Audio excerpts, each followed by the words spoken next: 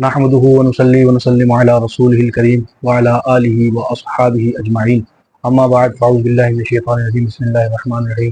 عزیزان محترم، آج ہم غسل کے فرائض کے حوالے سے بات کریں گے۔ غسل میں 3 فرض ہیں، یہ یاد رکھیے گا میری بات۔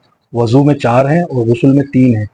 پہلا فرض ہے 3 مرتبہ کلی کرنا، دوسرا فرض ہے 3 مرتبہ ناک میں پانی ڈالنا یعنی ناک میں پانی چڑھانا، اور تیسرا فرض ہے پورے بدن کو اس طرح بھگو لینا کہ بدن کا ناخن برابر بال برابر حصہ بھی گیلا نہ رہ جائے یعنی سوکھا نہ رہ جائے۔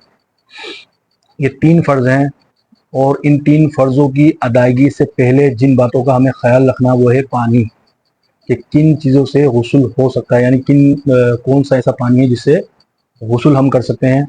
یاد رکھیے گا پانی کی 3 قسمیں ہیں، ایک ہے پانی کا رنگ، دوسرا ہے بدبو، تیسرا ہے ذائقہ۔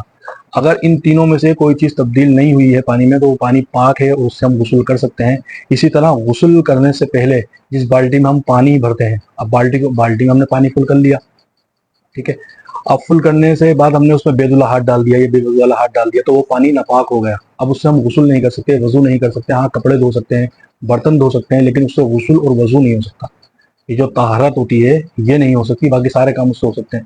تو بالٹی بھرنے سے پہلے میرا مشورہ آپ کو یہ ہے کہ آپ اتنے ہاتھ جو ہے وہ نلکے کے نیچے، جو نلکے لگ گئے ہیں نا الحمدللہ، آپ تو لگے ہوئے بھی 100-200 سال ہو گئے، ان لوگوں نے جو استعمال شدہ پانی کے جو مسائل تھے نا شریعت میں، اس کے 100% مسئلہ حل کر دیا ہے۔ تو میرا مشورہ یہ ہے کہ نلکے میں اتنے ہاتھ دھو لیں آپ، ہاتھ دھونے کے بعد بالٹی بھریں، پھر آپ اگر ہاتھ بھی ڈال دیں گے نا تو وہ پانی ناپاک نہیں ہوگا، غسل اور وضو کے قابل رہے گا۔ اسی طرح غسل کریے، اور 3 فرضوں کا بھی خیال رکھیں۔ روزے کی حالت ہو تو ناک میں پانی چڑھاتے وقت اور کلی کرتے وقت یہ خیال رکھیں کہ پانی حلق سے نیچے نہ اترے یا ناک کے ذریعے حلق سے نیچے نہ اترے۔ احتیاط سے 3 مرتبہ کلی بھی کرنی ہے اور احتیاط سے 3 مرتبہ ناک میں پانی بھی ڈالنا ہے۔ یہ 3 فرض ہیں۔ اب اس کی سنتیں انشاءاللہ العزیز میں اگلے ویڈیو میں بیان کروں گا۔